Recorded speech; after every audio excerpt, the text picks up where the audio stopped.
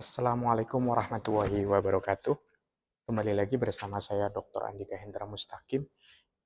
Pada video kali ini kita akan membahas tentang public opinion theory atau teori public opini, di mana public opini merupakan suatu kajian yang sangat lekat dengan di ilmu komunikasi. Selain itu, dalam bidang pekerjaan seperti jurnalisme, public relation, kemudian konsultan komunikasi politik, ya kan, corporate communication, dan lain sebagainya itu sangat penting karena ini merupakan bagaimana seseorang ahli komunikasi, seorang praktisi komunikasi itu berbicara, gitu kan, berdialektika dengan publik dalam mengkonstruksi opini publik. Umumnya bahwa opini publik itu ada ada beberapa runtutan teorinya. Umumnya itu kalau kita berbicara teori opini publik, nanti kita akan mendiskusikan tentang teori agenda setting, agenda building, teori priming, ya kan? Kemudian ada teori tentang framing, gitu kan? Framing itu menjadi suatu kajian yang layak untuk didiskusikan lebih lanjut karena itu merupakan kajian yang terus berkembang dan terus berfluktuasi. Kali ini saya akan menjelaskan tentang awal mula teori public opinion. Itu saya mengambil dari bukunya Lippmann yang berjudul Public Opinion, gitu kan, and the Phantom Public, gitu kan, dari bukunya 1922 dan 1925. Di dalam buku tersebut, Lippmann itu menggunakan teori public opinion itu dengan pejoratif portrait of public. Jadi menggunakan potret yang pejoratif. Di situ diceritakan itu bagaimana Lippmann itu menceritakan suatu alegori, itu kan, alegori dari buku ke-7 Plato yang berjudul The Republic. Di dalam cerita tersebut diungkapkan ada sekelompok pria they've chained together in cave since the world. Jadi mereka sekelompok pria yang bermain bersama di sebuah gua sejak kecil. The chain prevent from them moving to their leg to turning to their head. Kemudian the chain prevent them from moving their leg or turning their head. Consequently, they are able to see only what which pass before them, because fire as well, the mouth of the cave are behind them. The chain man see nothing but the shadow cast open of the wall of the cave as other might walk by. The allegory end. And if they were able to talk with one another, would they not suppose and that they were naming what was actually before them? Jadi ini merupakan sebuah kisah tentang suatu suatu tragedi, ya kan, suatu alegori di mana Lippmann itu mempertanyakan bahwa jika mereka itu bisa bertanya satu sama lain, kenapa, gitu kan? They were naming what actually before them. Sebenarnya mereka itu bisa menyebutkan hal apa yang terjadi sebelum mereka tahu.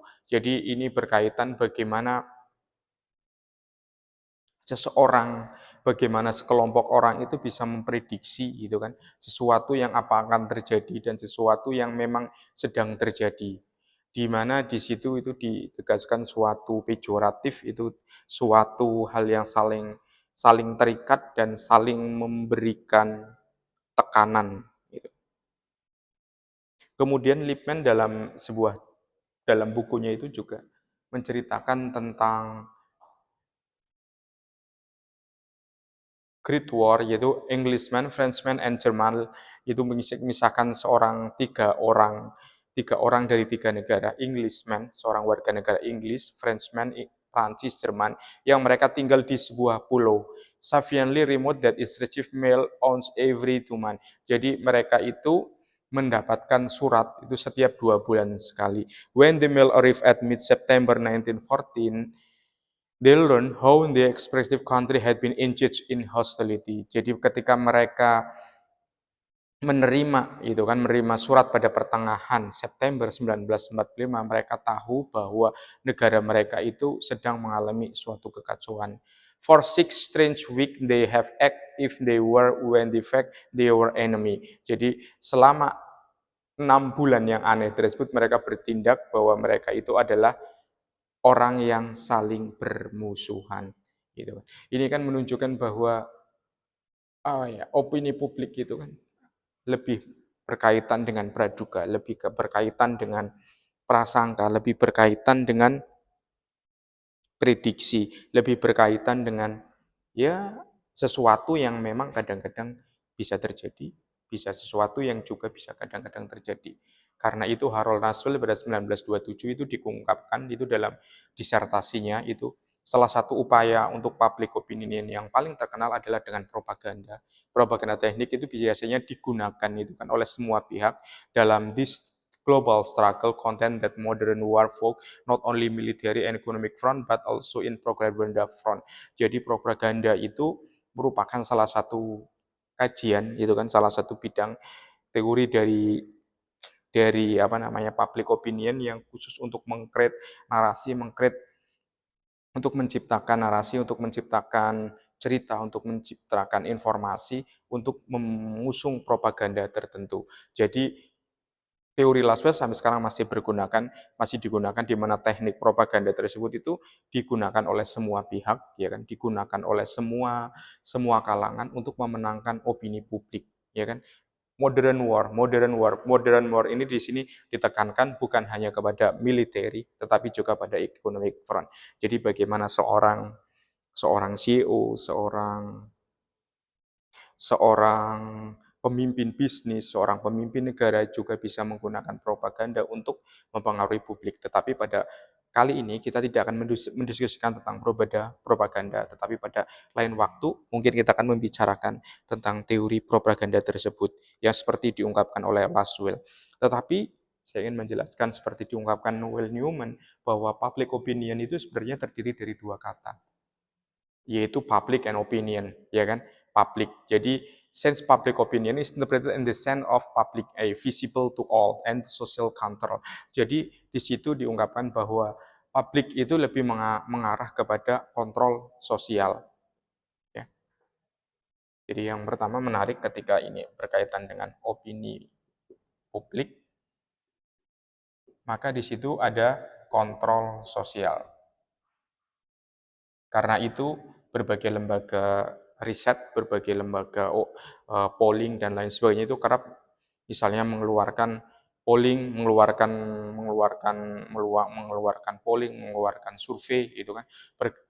Berdasarkan misalnya tentang popularitas presiden atau popularitas pemimpin, bisa juga kebijakan itu efektif atau tidak, bisa juga itu juga berkaitan dengan kegagalan suatu program atau lain sebagainya. Jadi tujuannya itu adalah sebagai kontrol sosial untuk melihat seberapa jauh, ya kan, seberapa jauh opini publik tentang sesuatu hal dan seberapa efektif atau efisiennya kebijakan atau pemimpin tersebut di kalangan masyarakat.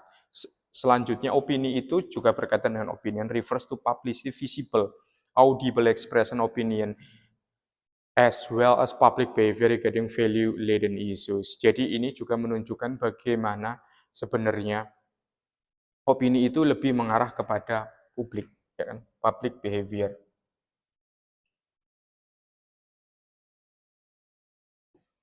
regarding value. Jadi di sini ada nilai-nilai. Jadi bagaimana perilaku, bukan hanya ekspresi ya, bukan hanya omongan statement dari masyarakat, tetapi nilai-nilai dari masyarakat itu juga akan dinilai, itu kan akan dinilai dan akan menilai tentang suatu hal dan itu juga berkaitan dengan perilaku perilaku masyarakat tersebut. Sehingga umumnya di dalam di dalam public opinion itu di situ adalah upaya itu kan forbidden opinion behavior from the individual fear of isolation. Jadi ketika seseorang itu kan public opinion ada teori spiral keheningan itu kan ya, silence of the spiral itu menunjukkan bagaimana seseorang itu ketika dia merasa berbeda dengan mayoritas, dia cenderung malas untuk mengungkapkannya tersebut. Jadi public opinion juga berkaitan dengan teori tersebut. Jadi pecahannya cukup banyak karena orang itu cenderung tidak memiliki isolasi. Jadi tidak sepenuhnya ketika orang ditanya oleh lembaga survei mengatakan bagaimana tanggapan Anda tentang kebijakan A, dia bisa saja menjawab setuju, tidak dia menjawab setuju karena mayoritas di masyarakat itu menganggap bahwa kebijakan A itu adalah suatu hal yang baik dan perlu didukung, sehingga dia malas ataupun enggan menyatakan ketidaksetujuan terhadap suatu kebijakan. Jadi untuk menghindari isolasi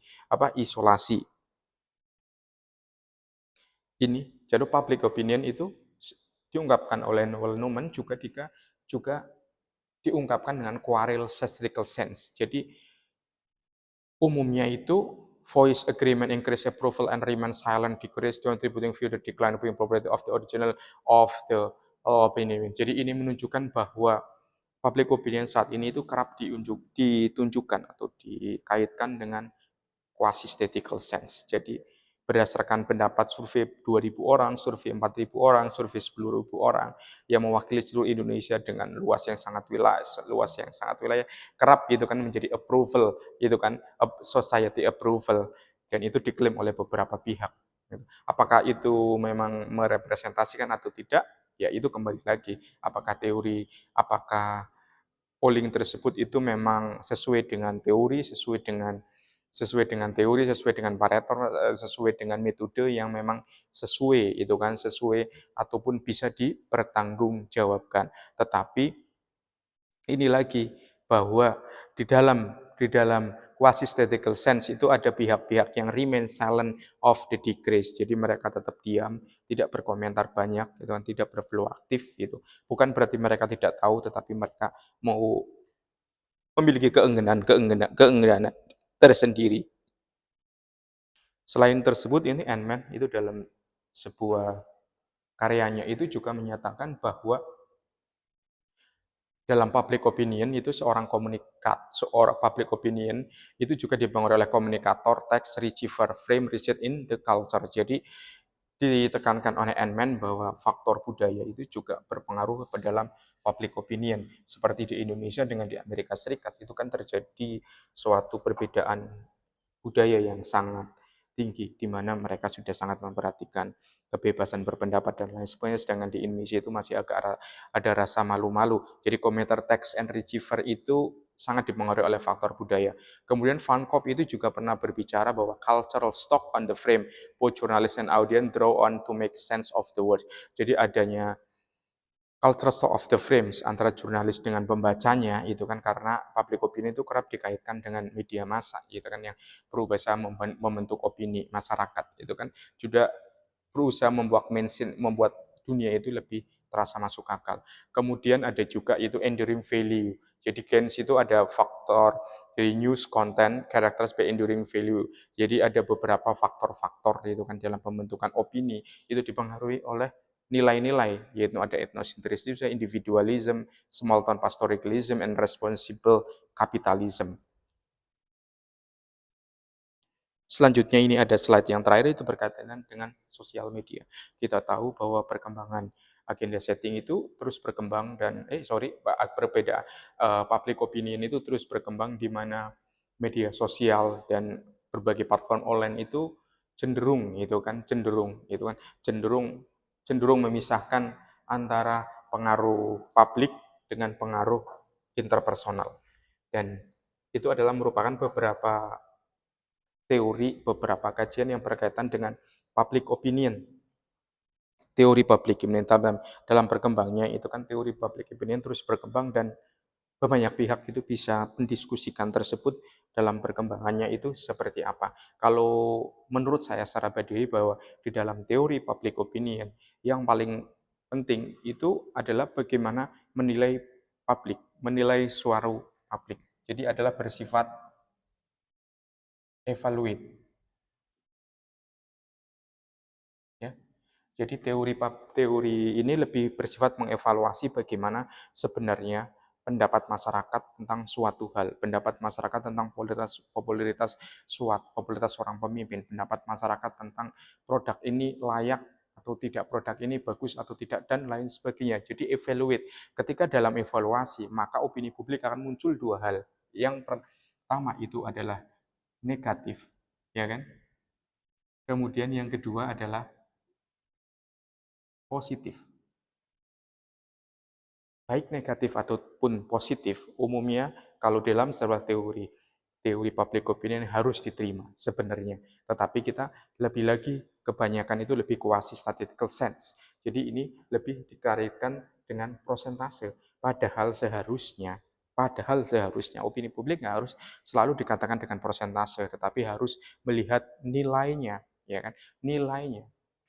Ini kan menjadi suatu hal yang kontradiktif antara memilih nilai atau memilih prosentase. Biasanya ketika mau instan, maka seorang pemimpin politik atau seorang CEO akan memilih berdasarkan prosentase. Oh, ini produk ini mendapatkan sentimen negatif. Oh, ternyata kebijakan ini mendapatkan sentimen negatif, sentimen positif dan lain sebagainya. Jadi penilaian tersebut, dari penilaian tersebut tentunya nanti akan menghasilkan suatu sikap, suatu posisi, suatu nanti ujungnya kan, nanti ujungnya menjadi posisi menjadi menjadi sikap, ya kan, menjadi suatu kebijakan, ya kan. Terus apa selain evaluate di dalam public opinion? Ketika kita menilai bahwa itu adalah berkaitan dengan publik, ya kan, maka di situ itu selalu berkaitan dengan efek.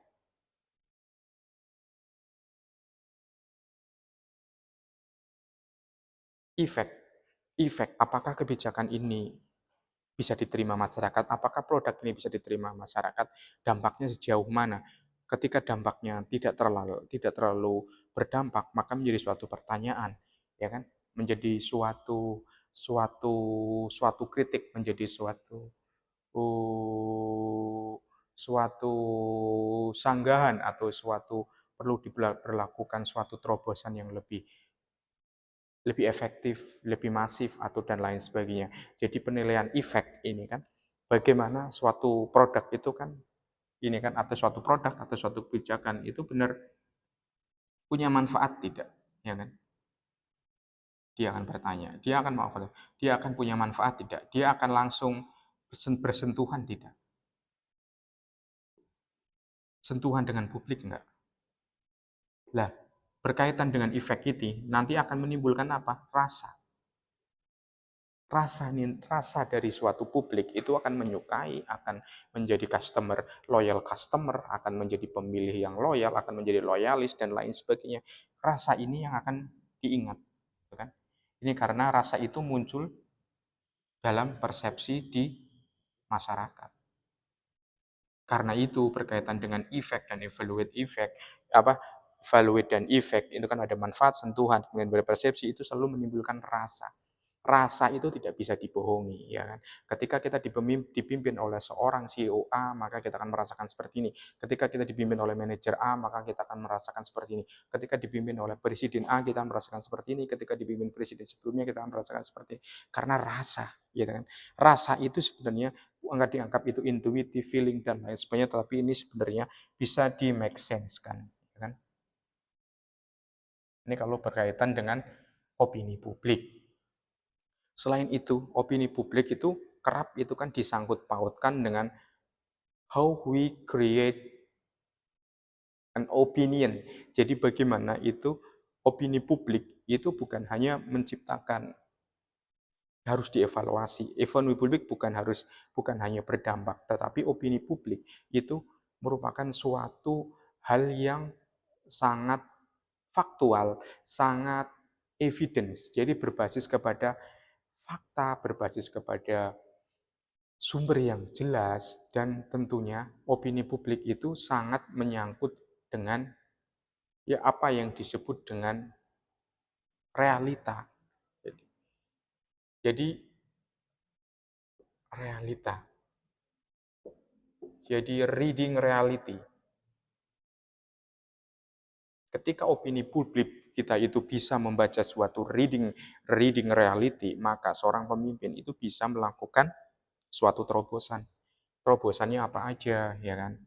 Terobosannya apa aja, kemudian dia bisa memperbaiki kebijakannya atau tidak. Karena bagaimanapun seorang pemimpin, seorang CEO, seorang manajer tidak bisa membohongi realita yang ada di publik. Sebenarnya secara teorinya itu seperti itu. Realita ketika suatu produk memang itu ada suatu pedagang misalnya, pedagang mie ayam, ya kan. Dia harus mendengarkan suatu realita opini publik dari para pelanggannya. Apakah apakah apakah rasa mie ayamnya itu memang enak atau tidak. Jadi harus bertanya kepada satu-satu. Ketika rasa mie ayamnya terlalu legit atau terlalu asin, maka dia harus melakukan evaluasi, ya kan?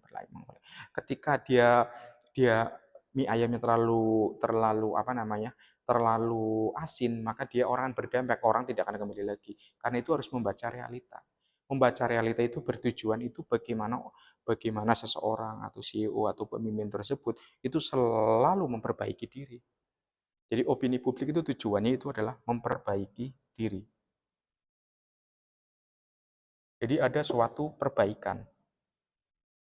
Kalau di situ tidak ada perbaikan, nonsense. Jadi ketika opini publik itu bisa dibeli, survei bisa dibeli, ataupun suatu informasi bisa dibeli dan lain sebagainya, maka itu tidak akan menimbulkan perbaikan diri, itu hanya ada konstruksi. Nanti kita akan diskusikan pada video-video berikutnya tentang bagaimana sebenarnya kita bisa mengkonstruksi opini publik dengan beberapa teori dan itu bisa diterapkan dalam segi teori komunikasi maupun teori-teori di marketing dan lain sebagainya. Terima kasih banyak, ini penjelasan saya berkaitan dengan teori opini publik. Jika ada pertanyaan, silakan kasih di kolom komentar. Jangan lupa subscribe channel video saya. Jika teman-teman ingin berkolaborasi dengan saya, silakan kontak melalui akun Gmail yang pada akun email pada kanal pada bagian fitur profil. Terima kasih banyak. Assalamualaikum warahmatullahi wabarakatuh.